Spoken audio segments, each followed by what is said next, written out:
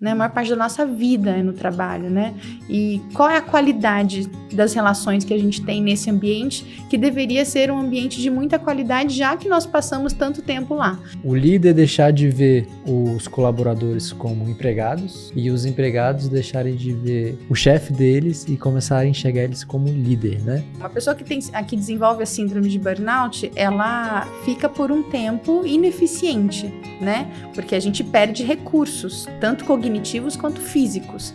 Então, para você se recuperar de um burnout mesmo, você demora muito tempo. Não é um mês de férias que vai resolver ou um afastamento de 15 dias. Quando a gente fala de cultura organizacional, vem a missão, vem os valores. O trabalho humanizado, ele tem uma cartilha? A gente precisa entender que o trabalho é uma relação de adultos, né? E adultos conversam. Adultos falam sobre questões difíceis, adultos falam sobre problemas. Se a liderança não conseguir estabelecer esse nível de conversa com os liderados, os problemas só se transformam em bolas de neve, né?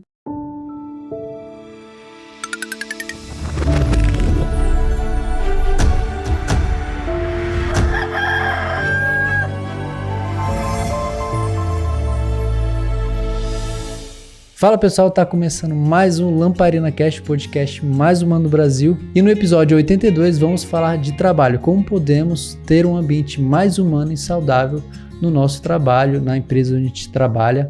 Eu sou Vitor Mesquita, violeiro, produtor.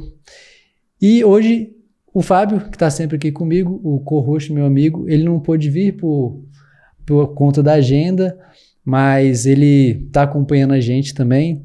E a gente quis aproveitar a oportunidade que a gente trouxe um convidado que não é aqui de Brasília e conseguimos encontrar uma agenda com ela aqui para a gente poder ter ela aqui no Lamparina Cast, então por isso que a gente não perdeu essa oportunidade. Então, antes de iniciarmos, se inscreva no nosso canal, aperta no sininho.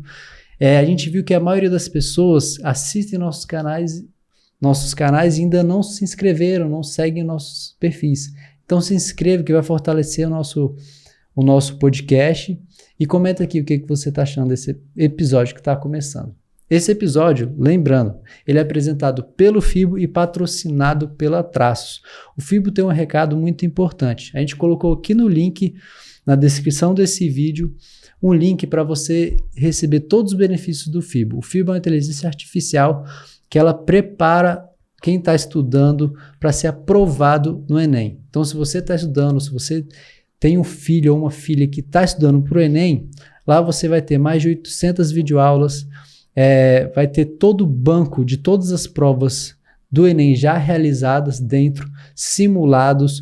Ele vai te dar uma trajetória, um caminho para você percorrer, você estudar e assim você ganhar tempo e conseguir sua aprovação. Hoje, com a gente temos a idealizadora do projeto Maio Humanizado, a psicóloga organizacional Verusca Galvão. Verusca é uma voz líder na luta pela saúde mental e humanização nos ambientes corporativos. Verusca, muito prazer estar aqui com você. O prazer é todo meu, muito obrigada. Estou muito feliz de falar no podcast mais humanizado do Brasil, né? A hora que eu vi a chamada de vocês, eu falei, nossa, realmente preciso conhecer melhor, né? Então, estou muito honrada de estar aqui. Obrigada. Legal. Como a gente falou, né? Esse podcast mais humano do Brasil, porque a gente busca sempre trazer assuntos, né, que envolvem a nossa vida, né? Do ser humano, né? Sim. E assim, tem pessoas que não trabalham, mas a maior parte das pessoas trabalham, né? E assim, qual é esse movimento? O que é esse movimento? Bem, o movimento Maio Humanizado, ele nasceu da minha indignação, né, com os ambientes de trabalho. Eu costumo dizer que eu sou uma inconformada, né? Então, eu não consigo ver algo errado e não fazer nada a respeito. Eu trabalho já há 20 anos desenvolvendo pessoas, líderes e times, né, em organizações, e nesses 20 anos eu já vi de tudo, né? Eu já vi muitas coisas acontecendo, né, com as pessoas no ambiente de trabalho. Mas quando eu trabalhava dentro das empresas, eu tinha digamos que um poder limitado, né, para fazer as transformações que eu acreditava que eram necessárias, tinha muito problema também para fazer isso acontecer. Decidi sair, né, de dentro das empresas e passei a empreender na tentativa de ter um alcance maior, mas mesmo assim comecei a enxergar muitos empecilhos, né, e continuei vendo as pessoas sofrendo nos ambientes de trabalho por por falta de conhecimento mesmo de como criar ambientes mais saudáveis, né? Então, como você falou, a maioria das pessoas trabalha, né? E todo mundo tem contato com o trabalho de alguma forma. E trabalho também não precisa ser necessariamente algo remunerado, né? O trabalho voluntário, por exemplo, é um trabalho, né? Existem inúmeros tipos. Estudar é um trabalho, né? Então, a gente está, de alguma forma, produzindo coisas o tempo inteiro, a maioria das pessoas. E é onde a gente passa a maior parte do nosso tempo, né? A maior parte da nossa vida é no trabalho, né? E qual é a qualidade das relações que a gente tem nesse ambiente, que deveria ser um ambiente de muita qualidade, já que nós passamos tanto tempo lá.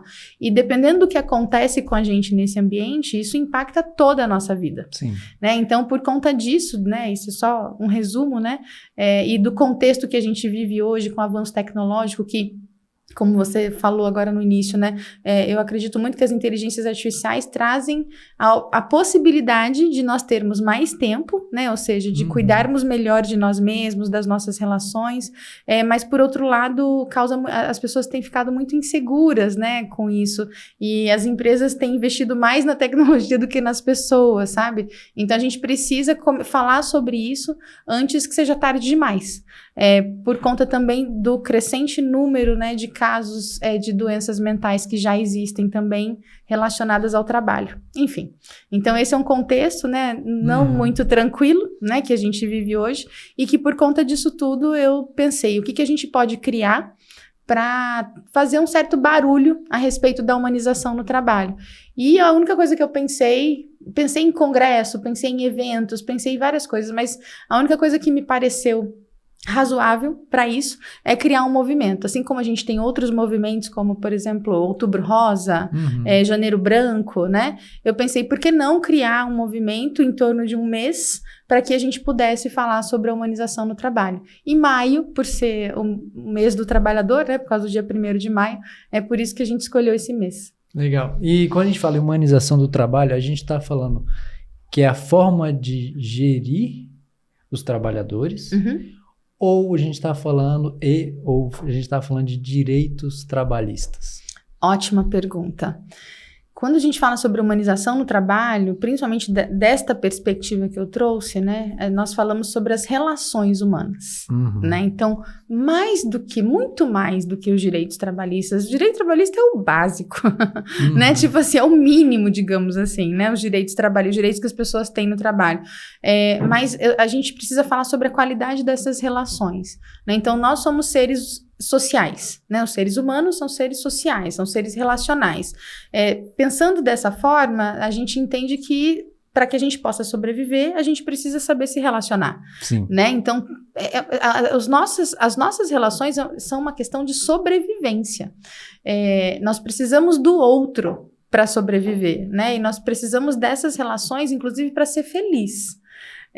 E no trabalho a gente não tem investido na qualidade das relações, né? É muito comum a gente perceber ainda nos dias de hoje pessoas dizendo nós precisamos separar a vida pessoal da vida profissional. Como? Isso é humanamente impossível. Então, há muitos anos, há décadas, né, vem sendo solicitado, digamos assim, das pessoas uma postura mecânica, né, e muitas vezes insensível, que não é possível para nós, por sermos humanos. E por conta disso, essas relações, né, acabaram sendo relações de muito controle, né, relações de manda quem pode, obedece quem tem juízo, né, e relações que não, na verdade, não desenvolvem as nossas relações e nem nos desenvolvem. E é por isso que tantas empresas, né, patinam, inclusive, quando o assunto são os resultados financeiros, né, porque pessoas que não têm relações de qualidade não têm resultados de qualidade. Né? Então, é muito mais do que direitos trabalhistas, e sim a forma de lidar com as pessoas no ambiente de trabalho e, claro, né, a forma de gerir essas pessoas também. Certo. E quais são os princípios da humanização do trabalho? Você falou diversas coisas, a gente vai começar a destrinchar, né, essas coisas. Né? Vamos aprofundar, né? Bom, acho que o primeiro princípio, né, é criar um espaço seguro para as pessoas, né? Criar um ambiente onde as pessoas possam ser elas mesmas. Eu acho que a gente precisa partir do que hoje nós conhecemos como segurança psicológica, né? O nome disso. Mas toda empresa precisa estar dentro deste contexto. E aí a gente fala sobre cultura organizacional, né? Então, a gente precisa que as organizações desenvolvam uma cultura que seja saudável para que as pessoas possam alcançar os resultados, né? E como que a gente faz isso dentro dos grupos, né? Dentro dos times? Através da segurança psicológica, né? Através dessa criação desse ambiente onde as pessoas podem trazer as suas ideias, onde elas podem trazer suas opiniões, onde elas podem falar aquilo que elas pensam, né? Sem medo de sofrer qualquer tipo de retaliação. Então, esses 2 princípios eu entendo que eles são importantes para que a humanização aconteça no trabalho. Certo, você falou que assim, é difícil, na verdade eu vejo que para mim é impossível separar trabalho com família, horário de trabalho, horário de estar em casa, né? O horário que eu vou estar fazendo alguma coisa, porque eu penso o tempo todo no trabalho, basicamente. Né? Mesmo se eu não estou trabalhando, mas ali a gente está pensando. Eu acredito que as pessoas, querendo ou não, às vezes a pessoa tem um trabalho regime CLT, querendo ou não, ela tem aquela obrigação de horário e depois dali ela fica liberada. Mas ela pensa. Se ela é maltratada, né, dentro daquele período, vai refletir aonde? No horário que ela não estiver ali. Na família. Na família. Na saúde. Na saúde. Não vai se alimentar bem, às vezes não vai ser bom para ela, né? E dentro disso, a pessoa fala assim, mas a conta tem que fechar. Esse eu acho que é o maior... O pessoal fala isso, a conta tem que fechar. Por quê? Que conta, né? A minha pergunta é, que conta é essa? Fala conta financeira, que o pessoal diz, né? Exatamente. Não, eu entendi. Você está certíssimo. Mas o meu questionamento para as pessoas é que conta você acha que tem que fechar? Porque existem os boletos, né? Que todo mundo trabalha, né? A maioria das pessoas trabalham para pagar os boletos, né? A gente costuma dizer isso. A gente trabalha para pagar boleto, mas será que é só essa conta que precisa fechar? E a saúde? É uma conta que precisa fechar. A família é uma conta que precisa fechar. O seu lazer é uma conta... Então, assim, agora mesmo, antes de vir para cá, eu estava conversando com uma pessoa... Enfim, estamos em Brasília, né? E eu já morei em São Paulo, né? Hoje eu moro no interior de São Paulo, mas já morei na capital. E essa pessoa com quem eu estava conversando, ela disse, eu e meu marido estamos pensando em ir para São Paulo, porque disseram pra gente que no segmento, né, que nós atuamos, o mercado lá é melhor, né? Tem mais oportunidades. Eu falei, que oportunidades vocês estão buscando?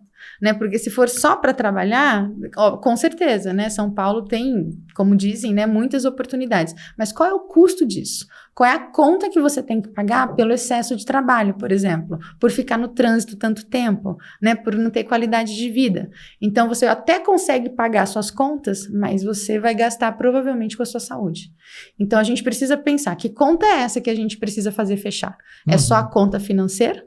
Né? Ou a gente tem que olhar para outras contas, né? Para outros centros de custo da nossa vida, né? Que são as outras áreas, né? Como essas outras áreas estão. E o trabalho, ele impacta diretamente essas áreas. Sim. Eu já participei de inúmeros masterminds, tanto trabalhando, também participando, né? De diversos nichos, né? E a maior parte... O maior problema, vamos dizer assim, a questão que as pessoas estão conversando é a gestão de pessoas. Né?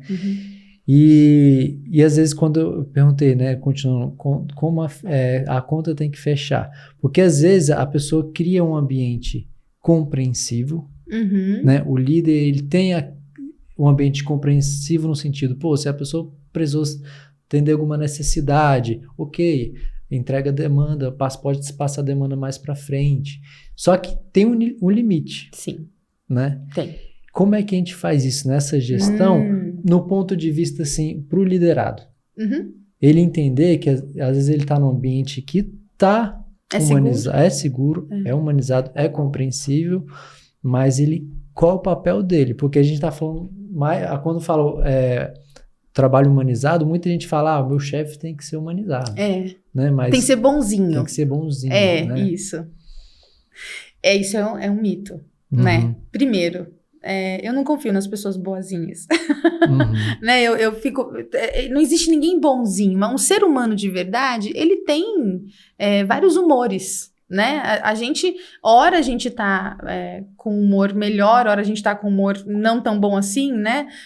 Hora a gente tá com uma energia boa, hora a gente não tá com uma energia tão boa assim. Isso é ser humano, a gente oscila, né? As nossas emoções oscilam. Então, não tem ninguém bonzinho, né? O que a liderança precisa fazer? A liderança precisa configurar um espaço de trabalho onde fique claro que sim, né, temos segurança psicológica aqui, né, estamos seguros para podermos falar sobre os erros, sobre os problemas, né, sobre as questões difíceis, sobre os desafios, mas tem um limite. Quais são esses limites? São os papéis que cada pessoa precisa desenvolver, né, as atividades, as funções, são os objetivos, as metas e também as regras. Então, criar um ambiente seguro não significa criar um ambiente onde tudo é permitido, né? Então, ser um líder compreensível não significa que esse líder não vai poder repreender também, né? Não vai poder dar feedbacks duros quando for necessário, né? Estabelecer limites claros, falar de forma direta, isso também é papel da liderança. Então, o que eu percebo hoje, inclusive trabalhando com desenvolvimento de líderes, é que existem líderes que, na tentativa de serem bons líderes, eles acham que eles precisam dar muita liberdade para as pessoas, não liberdade, mas ser permissivo, né, com as pessoas, permitir que tudo aconteça, tá tudo bem, não é bem por aí, né, e por outro lado existe aquele excesso de controle. A gente precisa encontrar um meio termo, um caminho do meio. Esse caminho do meio é o caminho onde, sim, a gente cria um espaço seguro para que as pessoas possam falar, né, e principalmente falar sobre os erros que vão trazer aprendizados, mas a gente tem regras que precisam ser respeitadas. A gente tem acordos que precisam ser combinados, que precisam ser cumpridos, metas que precisam ser alcançadas, né? Objetivos, papéis, tudo isso precisa ficar claro. E aí sim a gente consegue encontrar essa harmonia numa gestão de pessoas que é eficiente e saudável. E nisso a gente quebra diversos paradigmas, né? E transformação de mentalidade, né? Quando a gente até falando antes, né? O líder deixar de ver os colaboradores como empregados, né? E os empregados deixarem de ver o chefe deles e começarem a enxergar eles como líder, né? Quais são as mudanças de mentalidade que você vê que é muito importante para os dois lados, tanto o liderado quanto o líder? Tem um estudo que muitas pessoas conhecem, né, de uma psicóloga dos Estados Unidos chamada Carol Dweck.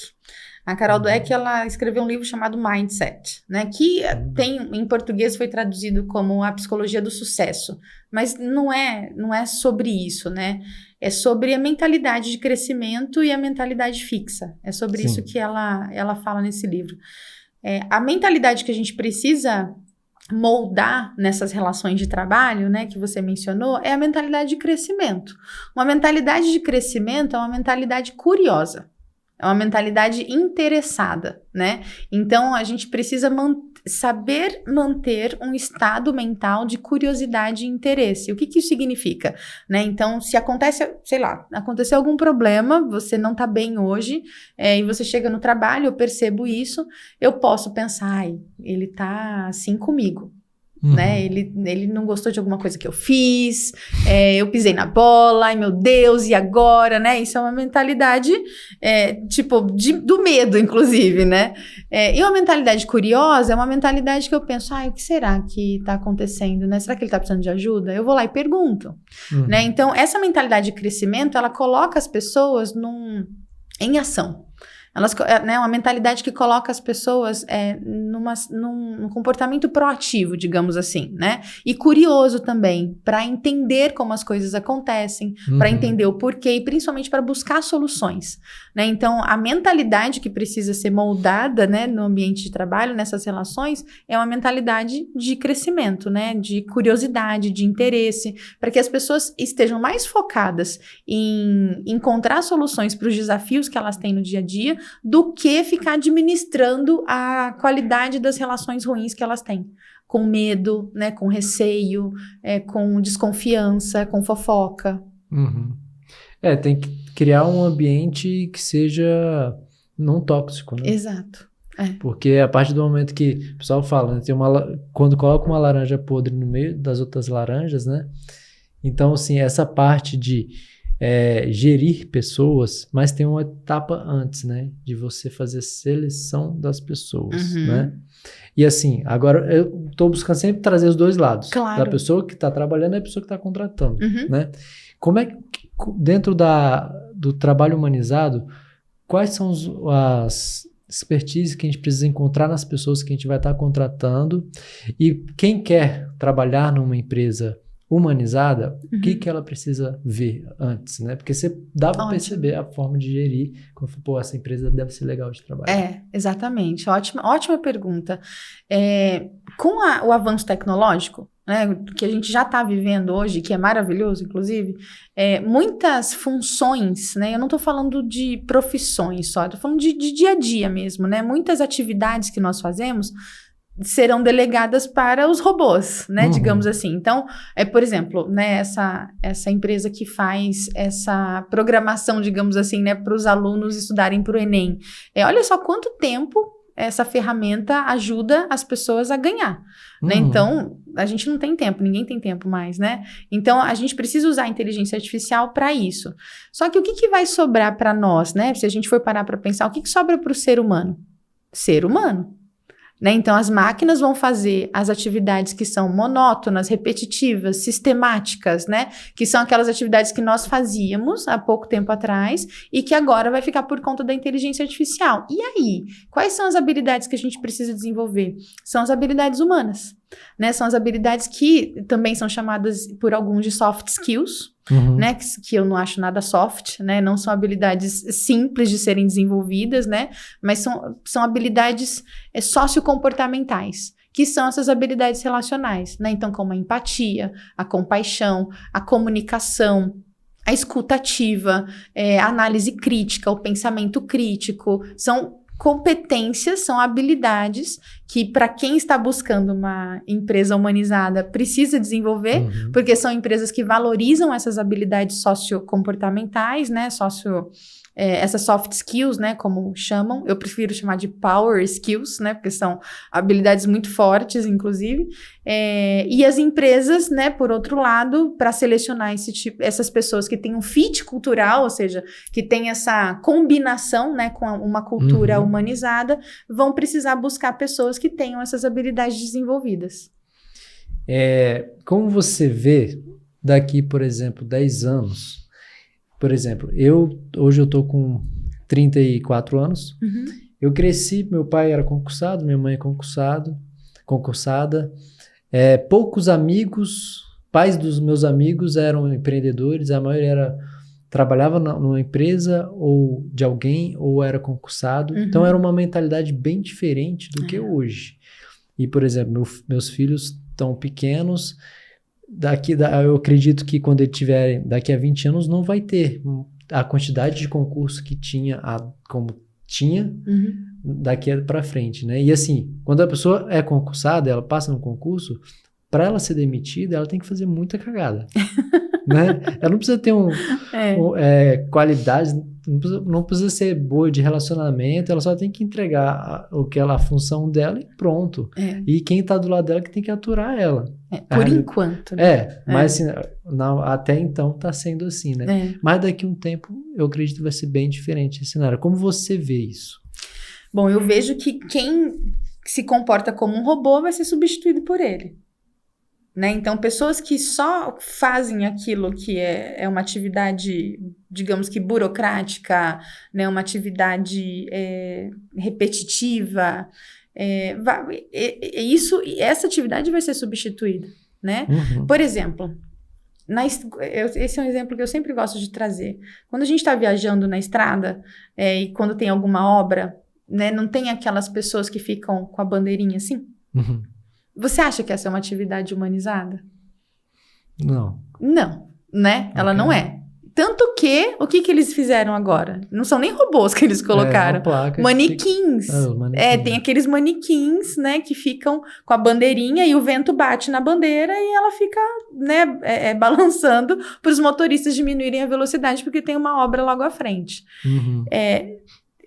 Uma vez eu falei isso pra minha mãe falou, mas filha, e aí, essas pessoas vão ficar sem emprego? Eu falei, não, elas vão se desenvolver para outras ocupações, né? Que inclusive serão ocupações que vão precisar mais das habilidades humanas delas, que são as habilidades de relacionamento. Eu não gosto, por exemplo, de ser atendida por um robô quando eu ligo para um serviço de atendimento ao cliente, por exemplo, né? Então, essa é uma atividade relacional. Sim. Então, nós gostamos de ser atendidos por pessoas, né? E não por robôs. Então, a gente precisa entender que em pouquíssimo tempo, a inteligência artificial vai ocupar esse lugar de fazer essas atividades que um robô faria, né? Que não precisa de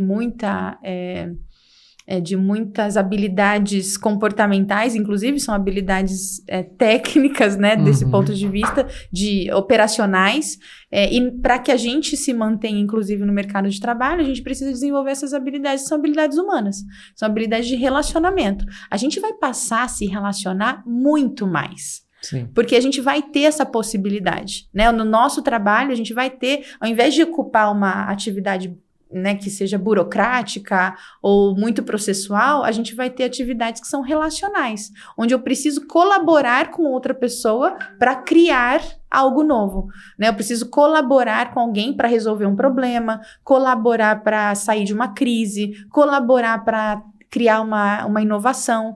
E então essas habilidades serão mais importantes. Por isso que quem não desenvolver esse tipo de habilidade em pouco tempo, realmente vai ter dificuldades para se manter no mercado, né? Agora, por outro lado, as pessoas que estão atentas, né, a isso, já estão desenvolvendo essas habilidades, que são habilidades, inclusive, que usam muito mais as nossas inteligências. Não só a nossa inteligência cognitiva, mas a nossa inteligência emocional, a nossa inteligência social, que são inteligências que também vão ser mais valorizadas. E esse é o futuro do trabalho. Eu costumo dizer que o futuro do trabalho é humano. E você falou dessas inteligências. O que são essas inteligências? Qual é a diferença delas? Ótima pergunta. A gente foi condicionado a desenvolver o QI, não é assim? Né? Então, por muito tempo, até eu como psicóloga aprendi isso na faculdade, né, há bastante tempo, que a gente media o QI, né, o quociente de inteligência, que é essa inteligência mais cognitiva, né, essa inteligência intelectual, digamos assim, né, que é a nossa capacidade de absorver conhecimento, né? De falar sobre assuntos que a gente conhece, né, e tudo mais. Mas, hoje, a gente já sabe, de acordo com inúmeros estudos que existem sobre a inteligência emocional, por exemplo, de que as pessoas, elas são bem-sucedidas, na verdade, não quando elas têm um QI alto, mas quando elas têm um QE alto, que é o quociente emocional. Então, essa inteligência emocional é a inteligência que nos dá a capacidade, né, de entendermos as nossas emoções, entendermos as emoções das outras pessoas e, a partir disso, criar relações de qualidade. Então, digamos que você cresça na sua carreira e você alcança um determinado nível aí, chega numa posição de liderança, né? O seu QI, ele não é tão importante quanto o seu QE nessa posição, porque você precisa muito mais da habilidade para se relacionar com outras pessoas, para liderar, porque liderança é relacionamento, né? Então, para liderar pessoas e para se relacionar com outros líderes, do que necessariamente um conhecimento técnico, que não é mais tão importante assim conforme você vai crescendo na sua carreira. Então, o QE, o quociente emocional, ele é o responsável pelo sucesso das pessoas, ou pelo insucesso, né, quando a gente não tem. E quem diz isso, inclusive, é o pai da inteligência emocional, que é o Daniel Goleman, que também é um psicólogo dos Estados Unidos, que estuda desde a década de 80, se eu não me engano, sobre a inteligência emocional. Mas se a gente for perceber, todos os líderes, grandes líderes, empresários, eles têm a inteligência emocional deles muito, vamos dizer assim, desenvolvida, né? Tanto que o Henry Ford, ele contratou uma pessoa uma vez, né? E o cara era um engenheiro muito inteligente, era um dos tops, assim, da época, né? Aí um dos pessoas do conselho lá da empresa, da Ford, falou, cara, você não tem medo desse cara estar aqui dentro da nossa empresa? Ele é muito mais inteligente do que a maioria. Tipo assim, para ele tomar o lugar dos outros, né? Sim. Falou, cara, eu não tenho problema. Eu não tenho problema das pessoas saberem mais do que eu. Sim. Aí ele falou, eu tenho aqui na minha mesa diversos botões. Eu preciso de saber da mecânica, tá aqui. Agora eu quero saber da lanternagem. Aperta isso aqui. Eu só preciso ter as pessoas certas, né? Ou seja, você vê, o cara há mais de 100 anos atrás já tinha essa mentalidade, né? Não à toa ele construiu o que ele construiu, né? Sim. E você, dentro do release do Maio Humanizado, eu dei uma olhada aqui, o Brasil tá no segundo ranking mundial de burnout. No segundo lugar no ranking de burnout no mundo. É isso mesmo. O que é burnout? Burnout é uma síndrome, né? Considerada, a Organização Mundial de Saúde, inclusive, se eu não me engano, em 2022, eu acho. Posso estar enganada agora, que eu não me lembro o ano exatamente. Mas, recentemente, a Organização Mundial de Saúde, ela oficializou, né, que a síndrome de burnout é uma doença ocupacional. O que é uma doença ocupacional? Uma doença causada pelo trabalho. Então, o burnout ele é uma síndrome composta por várias características, vários sintomas, e às vezes até desenvolve as pessoas desenvolvem várias doenças a partir da síndrome de burnout, que é um esgotamento, né? O burnout é um termo em inglês, né, que se traduzido, né, a gente está falando sobre um apagão, sobre um esgotamento, só que esse esgotamento ele é físico e mental também, né? Então, uma pessoa que tem essa síndrome de burnout é uma pessoa que não tem mais tanta energia assim, porque esgotou a energia, a capacidade dela de concentração, de memória também vai se perdendo, né? E são pessoas que podem desenvolver outras doenças, né? Como depressão, transtornos de ansiedade, além de doenças físicas também. Então, o Brasil hoje só está atrás do Japão no ranking, né, dessa síndrome, o que é muito preocupante, porque a gente pode colapsar por causa da saúde mental, né? A gente pode colapsar, ou melhor, o sistema econômico pode colapsar. Nos Estados Unidos foi feito um cálculo, a perda, né, por questões de saúde. No Brasil, inclusive, né, foi feito um estudo sobre isso, e a falta de investimento em saúde mental por parte das empresas representa 3%, a perda de 3% do PIB nacional. Então, assim, perde-se dinheiro por causa do adoecimento das pessoas, né? Já que as empresas pensam, obviamente, devem pensar em resultados financeiros, o não investimento na saúde mental, e não só na saúde mental, na saúde, né, de um modo geral das pessoas, provoca perda financeira. Então, imagine só, uma pessoa que desenvolve a síndrome de burnout, ela fica por um tempo ineficiente, né? Porque a gente perde recursos, tanto cognitivos quanto físicos. Então, para você se recuperar de um burnout mesmo, você demora muito tempo. Não é um mês de férias que vai resolver, ou um afastamento de 15 dias, né? Precisa de um tratamento integrativo para recuperar de novo essas funções emocionais e cognitivas, enfim, e físicas também. Então, pensando nesse cenário, essa troca, né, esse absenteísmo, esse turnover que acaba acontecendo nas empresas, prejudica o resultado financeiro também dos negócios, né? Então, daqui a pouco, eu costumo dizer que a gente não vai ter pessoas, já que as empresas pensam em substituir pessoas, né, nesses casos, daqui a pouco a gente não tem como substituir, porque a gente está chegando num nível de adoecimento tão grande, né, e tão sério, que a gente vai precisar parar para cuidar dessas pessoas. Então, a gente precisa investir agora, né, no cuidado dessas relações e da saúde mental mesmo dos funcionários, dos colaboradores, para que as empresas não entrem em colapso. E por que você acha, ou que você já estudou, quais são os motivos para o Brasil estar em segundo lugar? Então, você sabe que eu acho muito curioso isso, né? Um país como o nosso... mais tropical, né? Com com as pessoas, né? Quando a gente olha para a característica do povo brasileiro, é um povo que você não... É um povo feliz, né? Digamos povo assim. Alegre, povo alegre, né? Só que tem muita coisa que está sendo mascarada, digamos assim. As pessoas estão infelizes e elas não estão falando sobre isso. Né? Então, por exemplo, 72% dos brasileiros estão insatisfeitos com o trabalho. E aí, esta insatisfação, né, quando a gente olha para essa pesquisa, para essas pesquisas de insatisfação no trabalho, o principal motivo da insatisfação no trabalho é a relação com os líderes. É o principal motivo dessa insatisfação. Mas as pessoas não falam sobre isso. Não existe um espaço para falar sobre isso. As pessoas têm medo de falar sobre isso. Este medo começa a prejudicar a nossa saúde mental. Esta impossibilidade de falar sobre os problemas, né, e de estar num ambiente onde eu tenho medo de falar, eu tenho medo de me comportar de determinadas maneiras, né? E esses ambientes extremamente controladores, e mais do que isso, né? Ambientes que são muito... que pressionam demais por resultado.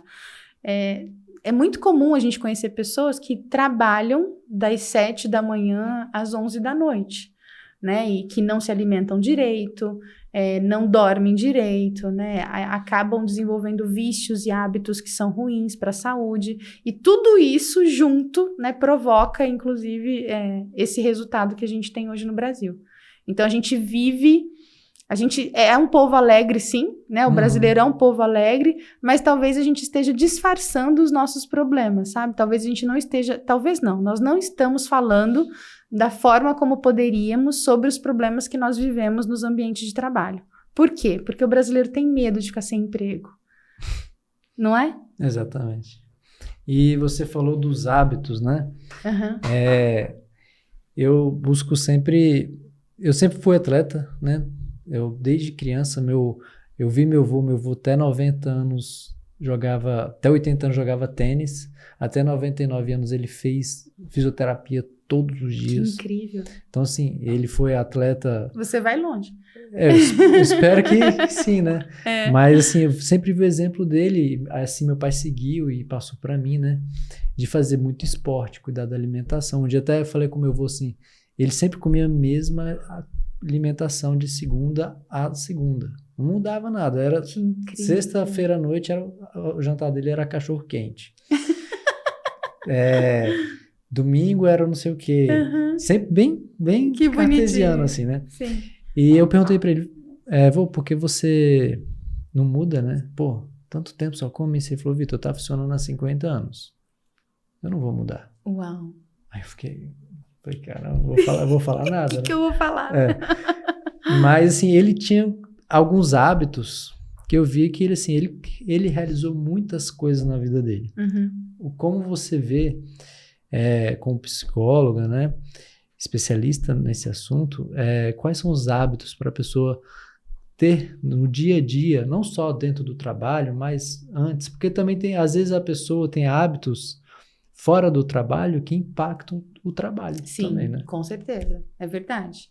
É que o ponto é que tudo gira em torno do trabalho, né?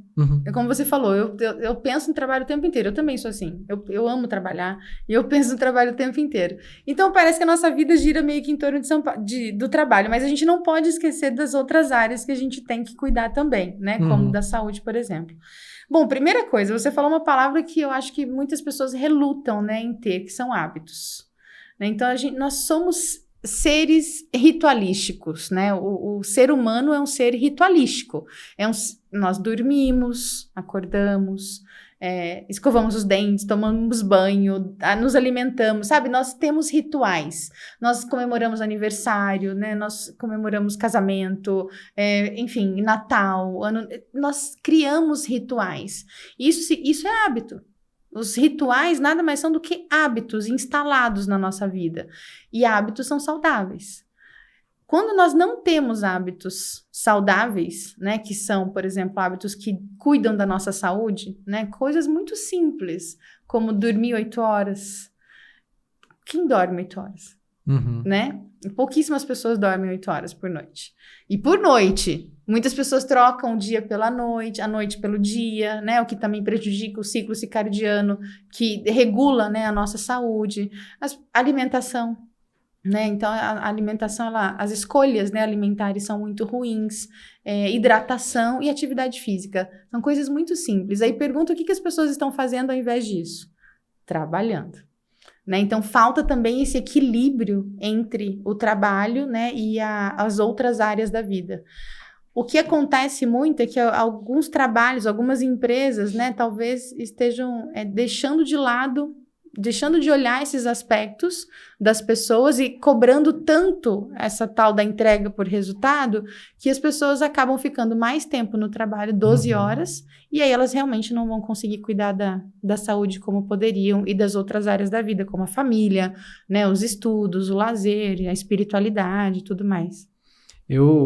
Como eu falei, sempre fiz exercício, né? E de certa forma esse assunto do hábito tá muito presente, né? Porque para a gente chegar em novas metas, quando é atleta, né? Você tem que mudar alguns hábitos, fazer alguns ajustes, né? E as pessoas falam assim, eu tenho que mudar isso aqui. Aí a pessoa acha que vai mudar assim, né? Sim. De repente, não, a partir de segunda-feira, eu vou acordar 4 horas da manhã, eu vou fazer minha meditação, aí eu vou fazer minhas orações, não sei o quê, aí eu vou fazer meu café da manhã, super saudável, vou fazer um jejum, e assim, né, aí cria aquela lista quilométrica. Impossível. Né? A pessoa, né, vai continuar sendo a mesma pessoa, só que andando totalmente diferente, né? Como é que é essa implementação? Porque eu vejo assim, ao mesmo tempo que tem os hábitos pessoais, que a gente pode, vamos dizer assim, que é o fit cultural da pessoa.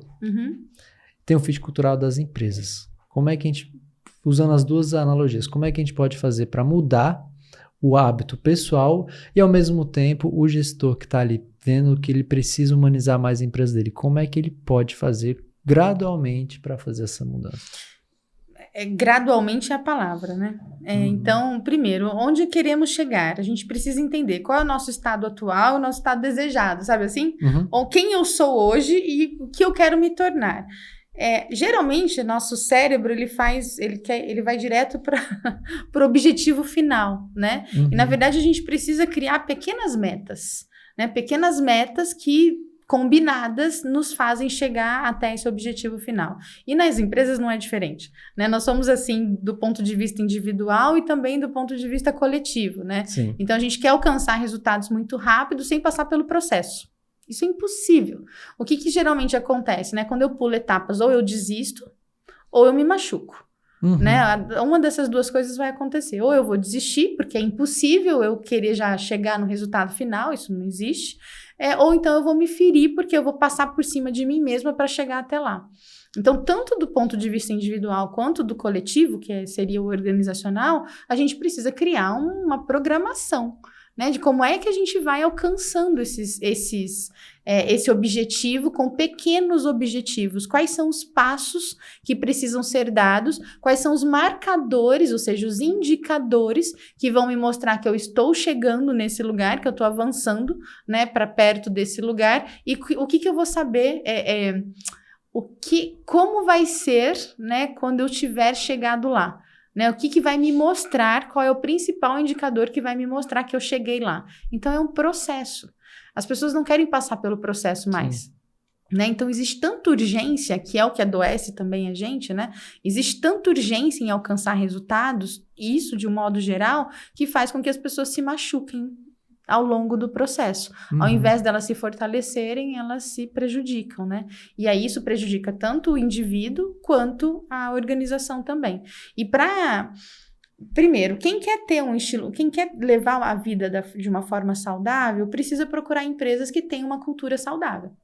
Né? Porque existem empresas, e eu conheço, né, empresas que pensam nas pessoas, né, que estimulam esse cuidado pela saúde, esse cuidado pela família, né, porque tem valores dentro da sua cultura organizacional que são muito claros para que as pessoas possam, e claro, né, existe uma coerência entre aquilo que se fala e aquilo que se faz. Né? Então, por exemplo, tem uma empresa que às 5 horas, os computadores são desligados. Tipo, ninguém tem a opção de ficar. Certo? E se alguém precisa ficar, precisa pedir autorização para o líder e ter um bom argumento para ficar depois do horário de expediente. E nessa mesma empresa, às 6 horas da tarde, eles desligam a energia, caso alguém fique além do horário. Olha que interessante, né? Então, existe um valor muito claro aí, que é o cuidado com a vida familiar do colaborador, né? Então, isso fica claro nas atitudes dessa empresa. Então, pessoas que buscam empresas humanizadas precisam observar se esses valores da cultura dessa organização estão sendo colocados em prática de fato, e a organização buscar por pessoas que tenham esse fit cultural, né? Que tenham valores que sejam correspondentes.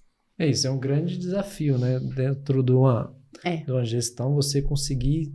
Né, dentro de um capitalismo, né, que a gente vive num regime capitalista, né, que toda hora é hora, né, de produzir, né, e assim, principalmente depois que meus filhos nasceram, eu tenho buscado, assim, me policiar o máximo possível, chegar em casa, pelo menos ter algum período ali que eu não mexa no celular, não... E é difícil pra caramba isso, né?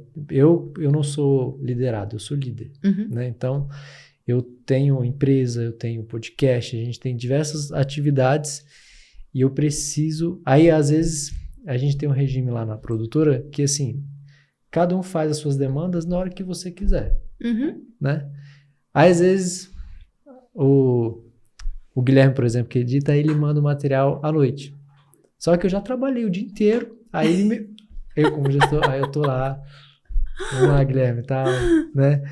Então, ter essa cultura de também trazer para um horário mais cedo também, né? E vem tudo de encontro com isso, os hábitos, né, saudáveis, né? De você respeitar alguns horários específicos, né? E você falando de cultura organizacional, quando a gente fala de cultura organizacional, vem a missão, vem os valores, né? Como é que a gente pode construir, vamos dizer assim, o trabalho humanizado, ele tem uma cartilha? Tem uma cartilha. Essa é uma ótima pergunta. Você está fazendo ótimas perguntas, estou adorando, inclusive.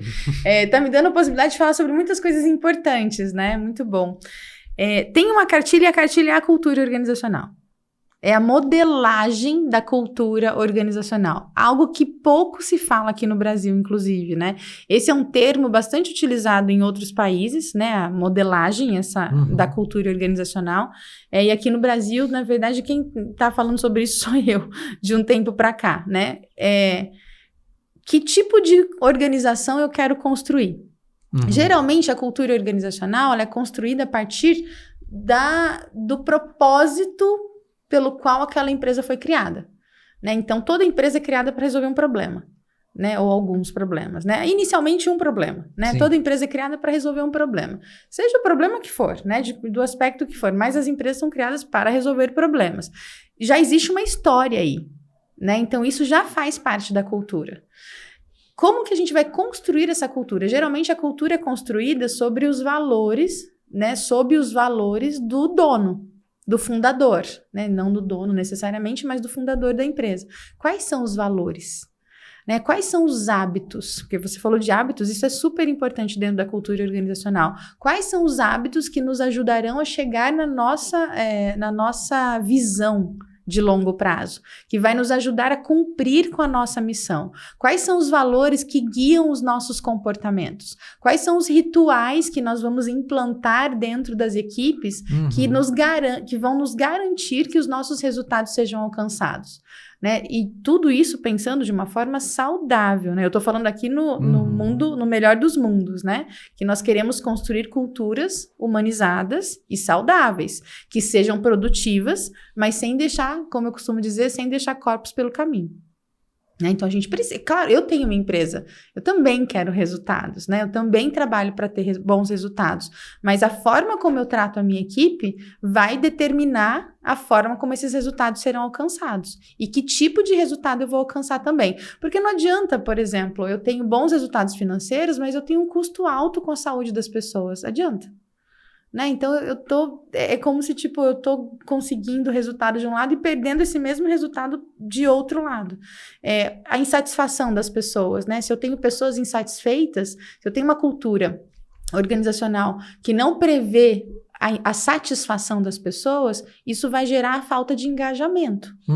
A falta de engajamento vai gerar o quê? Resultados medianos, resultados medíocres, que não são resultados que a gente quer, ou vai gerar muita pressão, e essa pressão vai fazer com que as pessoas também ou desistam, ou adoeçam. Então, a gente precisa... A cartilha é que tipo de cultura está sendo moldada no seu negócio, né, na sua empresa. Que tipo de cultura, quais são as normas, quais são os hábitos, quais são os valores que são difundidos, disseminados nessa organização que viabilizam o alcance de resultados. Então, a cartilha é a modelagem da cultura organizacional.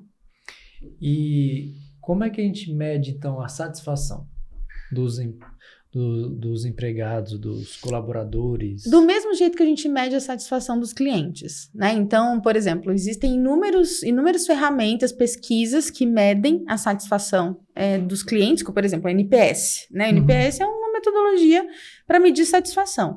A gente tem pesquisas de clima, por exemplo, né? Diagnósticos de cultura, que são ferramentas que nos ajudam a medir a satisfação dos colaboradores. Mas assim, não adianta só medir e não fazer nada, né? Então a gente precisa medir e fazer as intervenções necessárias, ouvir as pessoas de fato, né? O que eu escuto muito dentro das empresas é: o que adianta eu responder essa pesquisa se nada é feito? Né? Ou o que adianta eu responder essa pesquisa se fingem que depois nada está acontecendo? Então, a gente precisa trazer credibilidade para as ferramentas, né? Eu costumo dizer, inclusive, para os meus alunos, eu formo profissionais de RH, né, dentro desse contexto, e eu costumo dizer que não adianta você ter as melhores ferramentas se você realmente não for coerente com aquilo que você está propondo, né? Então, utilizar, por exemplo, uma boa pesquisa de clima vai me ajudar a entender o nível de satisfação das pessoas, mas eu preciso criar as intervenções de acordo com o resultado que essa pesquisa vai me trazer. Isso... Você falou, né, que 72% dos brasileiros estão insatisfeitos, né? Sim, com o trabalho. E a maioria diz que é a relação com o líder, né? Como é que o líder pode fazer para melhorar a satisfação dos liderados? Sim. Ali pensando assim, vamos dizer assim, em práticas, né?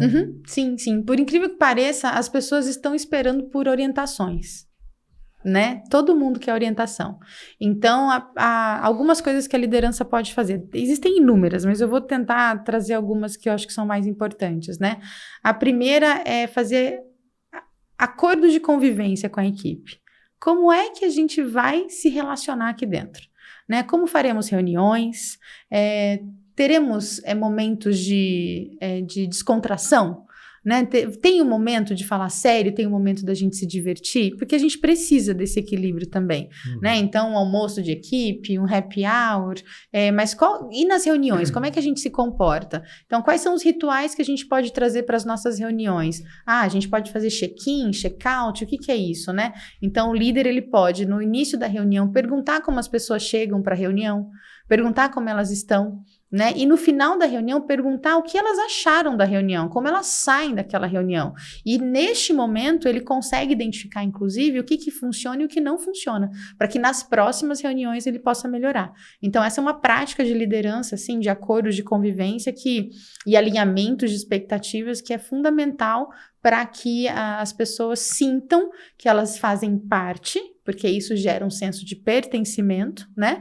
Ao mesmo tempo, elas percebem que elas estão sendo enxergadas, que elas têm espaço, inclusive para falar, e isso, por incrível que pareça, gera um engajamento, né? Esse sentimento de pertencimento. E outra coisa que a liderança pode fazer também é dar bons feedbacks. Por incrível, eu de verdade, assim, até hoje eu falo, meu Deus, faz 20 anos que eu falo sobre isso, né? Mas ainda nós não temos feedbacks de qualidade, né? Então, o RH, por exemplo, promove lá, programa, avaliações de desempenho 2 vezes ao ano. E aí a maioria dos líderes fazem feedback só 2 vezes ao ano, né? Porque tem uma agenda para cumprir. O feedback precisa ser algo espontâneo, precisa ser algo que aconteceu alguma coisa, dê o feedback. Né, chame a pessoa para conversar, dizer que tipo de comportamento ela pode melhorar. Por incrível que pareça, as pessoas esperam pelo feedback. E, por outro lado, o colaborador também pode pedir. Né? Se ele não está recebendo feedback na medida que ele gostaria, ele pode solicitar o feedback. A gente precisa entender que o trabalho é uma relação de adultos.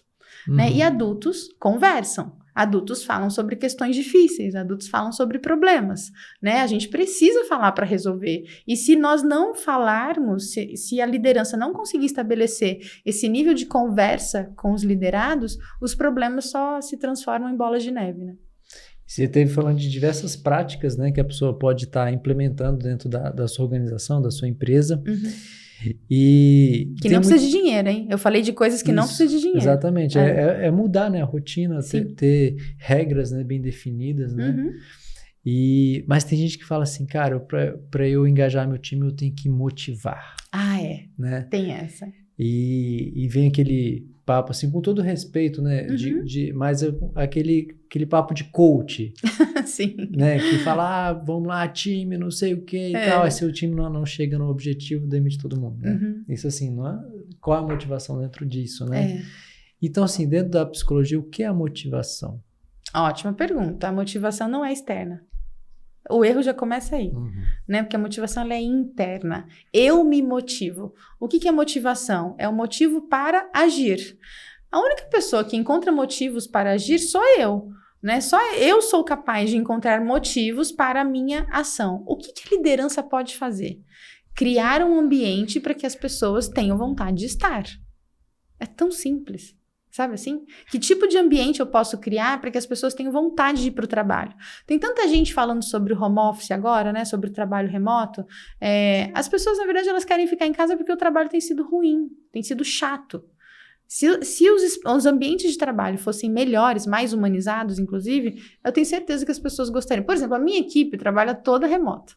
Mas a gente fica muito feliz quando a gente se encontra. A gente quer se encontrar, sabe assim? Isso é surreal. E é isso que eu tento explicar, inclusive, para as pessoas, né? Se você cria um ambiente de trabalho bom, as pessoas vão querer ir para lá. Porque vai ser melhor do que a maioria das relações que elas têm, inclusive, que nós temos, né? Então, quando a gente cria um ambiente de trabalho saudável, as pessoas têm vontade de ir para lá. Então, o problema não é o trabalho remoto. O problema é a qualidade do ambiente de trabalho. E aí eu me perdi agora. Você está falando da motivação. Né? Da motivação. E aí sim eu crio um ambiente onde as pessoas têm um motivo para ir trabalhar, né? Porque se esse ambiente for ruim, elas não encontram motivação para isso. Ah, Verusca, mas cada pessoa precisa encontrar o seu motivo para trabalhar. Ok, por quanto tempo você acha que um ser humano é capaz de ficar num ambiente ruim? Eu posso ir para as Maldivas, digamos que seja um sonho meu, não é, mas eu poderia, né, ter um sonho de ir para as Maldivas. Um lugar incrível, né? Vai mal acompanhado para você ver o que acontece. Né? Então, as nossas relações impactam nos nossos resultados. Então, se a gente tem um ambiente de trabalho onde a gente consegue nutrir relações de qualidade, as pessoas vão ficar felizes em estar ali. Elas vão encontrar motivos para ir para lá. Agora, se essas relações são ruins, as pessoas querem fugir de lá. E se elas têm que ir, elas não vão felizes. E você chegou num ponto que eu queria chegar. Quando a gente fala em ambiente de trabalho, rapidamente a gente pensa ali na sala, na parte física, né, da empresa. E depois, principalmente depois da pandemia, assim, a gente viu que existe a possibilidade, a oportunidade de trabalhar home office, né? E que eu acho que isso é um grande avanço, né? Mas como é que a gente consegue? Que era antigamente, a maior parte das empresas era 100% presenciais. Como é que a gente consegue conseguir ter um ambiente, conseguir ter a cultura, que eu percebi que tem muitas empresas que estão voltando para o presencial porque não está conseguindo implementar a cultura nos liderados. É verdade. Bom, primeiro que muitas empresas não têm uma cultura bem definida. Já começa por aí, né? Quando eu não tenho uma cultura organizacional clara, né? Com todos aqueles elementos que eu falei agora há pouco, de valores, normas, rituais, né? Se eu já não tenho isso no presencial, imagina no online, né? Não tem milagre, né? A gente não consegue operar um milagre nesse caso. Então, a gente precisa de uma cultura organizacional forte, bem estabelecida, no presencial, inclusive, para que a gente possa levar isso para online também. E agora, no trabalho remoto, não existem regras claras de como esse trabalho deve funcionar. As pessoas simplesmente elas foram para casa trabalhar por conta da pandemia, mas quase ninguém... Eu já estava trabalhando de forma remota, né, antes da pandemia, mas a maioria das pessoas não sabiam como fazer isso acontecer. Ninguém tinha um espaço de trabalho preparado, inclusive, em casa. O que eu percebo que acontece hoje em dia na maior parte das reuniões? Por exemplo, as câmeras ficam fechadas. Tipo, se a gente estivesse numa sala de reunião, a gente ia estar com o rosto tampado, né? Então, não. Então, por que a gente não abre a câmera quando a gente está trabalhando de casa? Marvelous, mas qual que é o problema nisso? Eu não gero conexão, né? Porque se eu não abro a câmera, eu não consigo enxergar o outro, ou o outro não me enxerga, eu não gero conexão. Isso vai trazer insegurança, isso vai trazer receio, isso vai trazer pressa, porque é horrível você falar com uma telinha preta, né? Com um nome ou com uma foto estática. Então, a gente precisa criar regras. Como esse trabalho remoto vai acontecer? E quando eu falo de regras, eu não estou falando de controle. Isso é importante, né? Eu não estou falando sobre controlar as pessoas, eu estou falando sobre delimitar o espaço de trabalho. A gente precisa saber quais são as normas desse trabalho remoto, qual é a cultura desse trabalho remoto. E a partir daí, sim, a gente precisa medir se isso está funcionando ou não, criando indicadores, né? Legal. Uma coisa que a gente gosta aqui do Lamparina Cash é que a gente recebe consultorias gratuitas. Vai lá, manda. Então, mas assim, tudo isso que eu perguntei são coisas que eu vejo que às vezes acontece no dia a dia, até do às vezes. Cash, né, da produtora e de alguns parceiros de trabalho, né? E tá sendo muito bom esse assunto. Eu gosto muito de falar disso, de relacionamento, né? Porque eu produzo material, a gente está aqui gravando para as pessoas. Exato. Né? Então eu quero que as pessoas se sintam bem, eu quero que elas consigam enxergar bem, ter uma imagem boa, ter um conteúdo refinado, né? A gente convida pessoas aqui que realmente tem um trabalho que pode trazer benefício para as pessoas, né? A gente trouxe a professora Maria do Amparo. Eu vi. Ela está com 84 anos. Até há 5 meses atrás ela nem tinha Instagram, não tinha nada. Nossa. E a gente fez um vídeo e ela assim, é uma pessoa que tem uma história muito legal de vida e chegou em 40 milhões de pessoas o vídeo dela. Que incrível. Não, ela é incrível, eu vi. Né? E assim, todo vídeo que a gente publica dela, que a gente trabalha, você vê que as pessoas gostam, né? Então a mensagem dela tá chegando, né? Então isso é muito legal, né? Ela tá comunicando a verdade dela, né? A vida dela, né? E o que você tem falado é o que você trabalha no dia a dia, né? Então, quero agradecer a oportunidade de a gente estar aqui conversando. Imagina. Muito bom. Eu que agradeço, é tão bom poder falar sobre isso, porque como a gente estava conversando antes da gravação, nas empresas ainda não existe esse espaço para falar sobre essas coisas, né? E a gente precisa criar espaços para ter esse tipo de conversa, sabe? Que são conversas humanas, né? Tipo assim, hoje eu tô falando o que eu sinto, você fala o que você sente e a gente se relaciona, porque a gente se relaciona o tempo inteiro, né? Mas como é que a gente se relaciona? A gente se relaciona trazendo a nossa verdade, né? Ou a gente se relaciona com medo de ser quem a gente é, né? E infelizmente no trabalho é onde a gente mais usa máscaras. Sim. Né? E a gente precisa acabar com isso. E às vezes é difícil, né? A pessoa conseguir ali se colocar, falar o que está sentindo, né? Porque às vezes a pessoa fica com medo de ser reprimida, de ser... Por medo. Como você falou, né? De ser demitida, né? Eu já trabalhei em um lugar que a pessoa, um colaborador falou para o líder que não estava gostando, o líder levantou, abriu a porta, pode sair se você quiser, ou senão vai ser desse jeito. Exato. Assim, na frente de todo mundo, assim. De 20, 30 pessoas. É a falta de habilidade, né? Com pessoas. Aí gera um medo, porque assim, o líder estava com receio de gerar uma revolução. Uma rebeldia. Aqui é uma rebeldia, né? Ele via como um cara, um rebelde, o colaborador, né? E que dali... Teve ligações depois daquela reunião para ele, quase que ameaçando. Então, assim, gera um ambiente tóxico. Inseguro. E, assim, às vezes a pessoa fica com medo até de sair de lá, para não ser queimada, né? Exatamente, perfeito. Né? Isso é difícil a pessoa se colocar. É muito difícil, né? Por medo. Uhum. Porque a gente, na verdade, qual é a cultura de trabalho hoje? É a cultura do medo. Se você parar para pensar, na maioria das empresas, as pessoas têm medo. Uhum. Medo de serem demitidas, né? Então é melhor... Quantas vezes a gente já não ouviu? Eu prefiro ficar em silêncio do que falar algo e, né, sofrer algum tipo de problema por causa disso. Tem um estudo que foi feito... Desde a década de 90, na verdade, esse estudo foi feito, da doutora Amy Edmondson. Tem até um livro que se chama A Organização Sem Medo, dela, né? É um livro que eu recomendo, assim, fortemente para quem gosta, né, desse universo do que a gente está falando aqui, ele é muito importante. E a doutora Amy, ela estudou um fenômeno das relações de trabalho que se chama segurança psicológica, né? Que eu já mencionei aqui algumas vezes. Então, a segurança psicológica, o que ela descobriu fazendo esse estudo? De uma forma muito breve, tá? Mas quem quiser depois pode me perguntar nas minhas redes sociais que eu explico melhor. Mas o que ela descobriu com esse estudo da segurança psicológica? Que nas equipes onde a liderança, junto com o seu time, conseguia construir um ambiente psicologicamente seguro, o que isso significa, né? Um ambiente onde as pessoas podem falar sobre os problemas, sobre os erros, onde as pessoas se ajudam, pedem ajuda, oferecem ajuda, se reconhecem, né? Onde existia isso, eram equipes que tinham melhores resultados. Então, ela comprovou isso, tanto que hoje o nome dela é um dos maiores do mundo dos negócios, né? Então, quando a gente tem um ambiente psicologicamente seguro, essa equipe alcança a alta performance.